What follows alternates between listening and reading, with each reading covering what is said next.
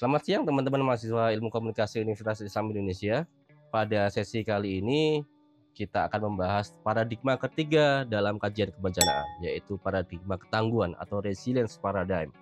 Paradigma ini muncul tahun 1990-an dan 2000-an terutama sebagai kritik atas paradigma kerentanan. Dalam paradigma kerentanan seperti yang kita bahas di pertemuan sebelumnya, para pakar selalu menekankan pada kondisi rentan dari kelompok manusia atau komunitas tertentu, rentan terhadap ancaman bencana, rentan terhadap dampak dari bencana dan seterusnya. Nah, fokus pada kerentanan ini dikritik karena kemudian kita menjadi lupa bahwa manusia, komunitas manusia juga punya ketangguhan dan punya daya adaptasi terhadap ancaman-ancaman yang ada.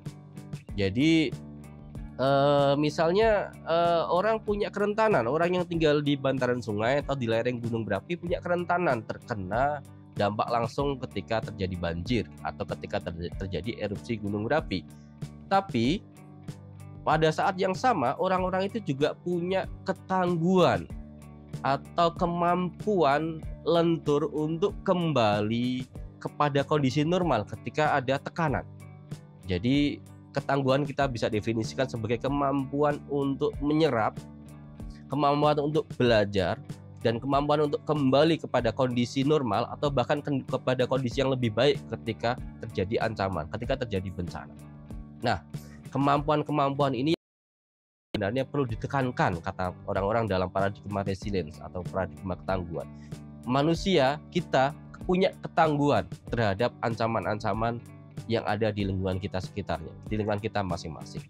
Ketangguhan ini bisa beragam, bisa menyangkut modal sosial, bonding yang kuat, bisa menyangkut jaringan sosial, networking yang kuat, dan seterusnya.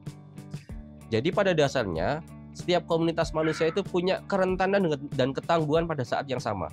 Dia bisa jadi rentan, bisa jadi tangguh pada aspek yang berbeda, pada level yang berbeda. Kita ingin saya bisa memberi contoh, kita bisa melihat dari contoh masyarakat di lereng Gunung Merapi. Contoh paling mudah adalah masyarakat di lereng Merapi. Para peneliti sudah membuktikan bahwa orang-orang yang tinggal di lereng Gunung Merapi memiliki pola adaptasi yang dibentuk dalam jangka panjang dari generasi ke generasi tentang bagaimana mereka beradaptasi, menyesuaikan diri dengan ancaman erupsi yang terjadi dari gunung api yang ada di sekitar mereka. Dan ini kemudian membentuk apa yang disebut sebagai co-volcanic society, atau Greg Bankov mengatakan sebagai culture of disaster. Erupsi sebagai ancaman dari alam itu sudah terintegrasikan dalam skema kehidupan sehari-hari.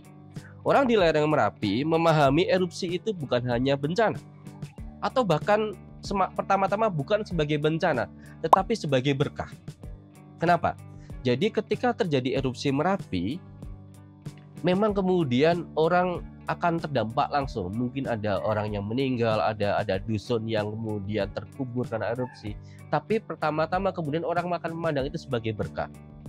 Bagi orang yang beraktivitas dalam hal pertanian atau bercocok tanam di lereng Merapi, abu dari erupsi Merapi itu akan menyuburkan tanah mereka, bahkan lebih ampuh dibandingkan pupuk manapun.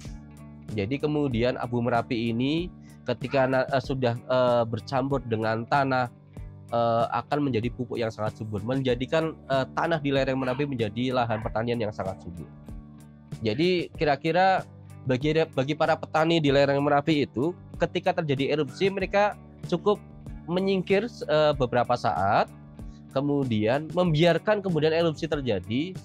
Itu layaknya kemudian alam meregenerasi dirinya sendiri, alam menyuburkan dirinya sendiri. Nanti kemudian tunggu waktunya tahun depan atau 2 tahun setelah erupsi, kemudian panen, dalam arti tanahnya subur kembali, hasil pertanian mereka kemudian melimpah. Nah, itu dari sisi pertanian. Kemudian misalnya material erupsi Merapi itu sangat berguna bagi warga karena bisa dijual, harga jualnya tinggi. batu, pasir, dan seterusnya. Jadi orang di lereng Merapi itu sudah punya sistem adaptasi dengan erupsi yang rutin terjadi di gunung, dari gunung mereka. Dan itu yang bisa kita sebut sebagai ketangguhan. Mereka tahu kapan kemudian harus menyingkir sementara, harus kemudian evakuasi sementara, dan kemudian ketika mereka juga tahu ketika mereka bisa saatnya kembali ke dusun mereka. Nah, ini ketangguhan yang tidak bisa dipahami oleh orang luar barangkali, tapi orang setempat memahami betul bagaimana mereka berinteraksi, bagaimana mereka beradaptasi dengan kondisi lingkungan mereka.